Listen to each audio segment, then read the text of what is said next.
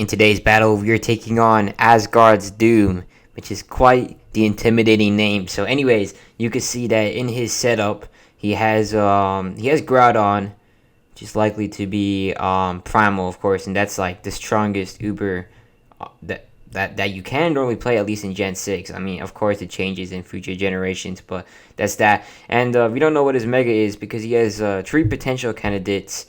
And he also has a shiny Zero Aura, which is really cool. So I've never seen that before. So anyways, we leave with Medichance. That really is, for us at least, the best move to do. It's like, really, you want to get Medicham in at every opportunity that you can. Because it is an absolute powerhouse. And it's good to make use of that. So anyways, of course, he starts with his Primal Reversion. Which is a bit intimidating.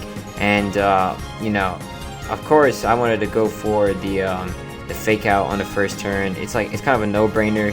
So first off, you can get Mega Medicham into its correct form, so that way you get its speed for the rest of the battle. Because like I said, and I say it many times, this game revolves around the mechanic in Gen 6 where on the first turn you use your pre-Mega Evolution speed.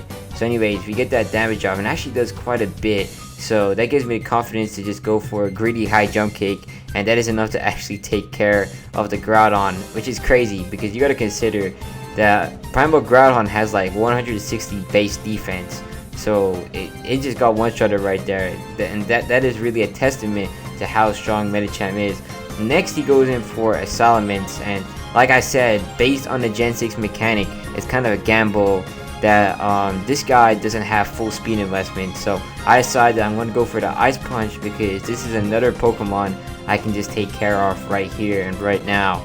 So that's his Mega Salamence. You got to consider that this is another Uber, one of the best actually, and right here we're able to outspeed him and take care of that as well, which is crazy. Like, this guy is taking quite a big hit from Mega Medicham, and Mega Medicham, like I said, I'm not gonna just go out there and say that everyone should use it, because you gotta understand that it is kind of like, it's not the perfect Mega because it's incredibly frail, and it has it's kind of like a middling 100 base speed, which is pretty good.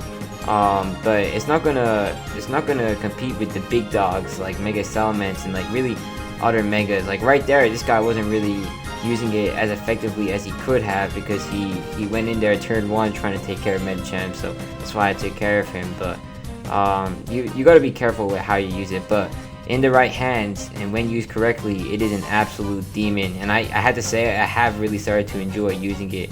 So anyways, he goes into Zero Aura, and I'm fine staying in, so I know he can't one-shot me. And even with the Intimidate, it's still going to be a one-shot because Zero Aura doesn't have any defense. And even if it was just mildly defensive, I think it's still going to do huge damage.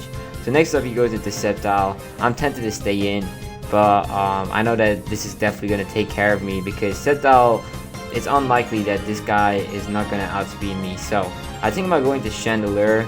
I know he's probably going to go for a grass move since that's the only stab that he actually gets with Sceptile. So I decided to go into Sizer because I know I'm going to tank it with that 4x resist. And he actually goes for a Bloom Doom, which definitely would have taken care of my Medicham. And once again, you got to consider that I'm here for the clean sheet as well. Like, a victory is one thing, but a clean sheet is another thing that I enjoy getting. So I go for the U-turn because this guy, he could switch out, obviously. And if he does, that's going to be great. And he actually goes into his Greninja, which is perfect because this could have actually been scary. And we just took care of him right then and there. And I get the switch out, so, that's really an obvious entry into Medicham. He probably will go back into Sceptile, but that's a-okay because I can just switch back out into Sizer and get off another U-turn. And Sceptile really can't do anything about that. But instead, he goes into Gallade, which is fine.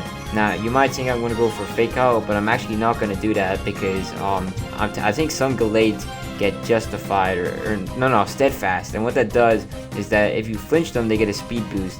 So I didn't really need that in my life, so I'm already going to outspeed him with my base 100 speed, so I may as well just take care of him with his Zen Headbutt.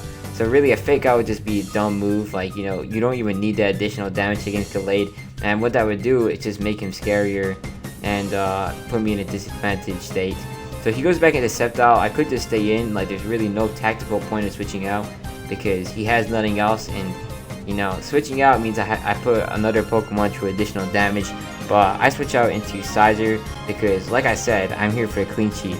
So he goes for the Giga Drain, and that does no damage at all. And I just go for the U-turn to finish him off. And like I said, this was definitely a good battle because at least to me, it just showed the true firepower of Medicham. But yeah, that was GG. Good game.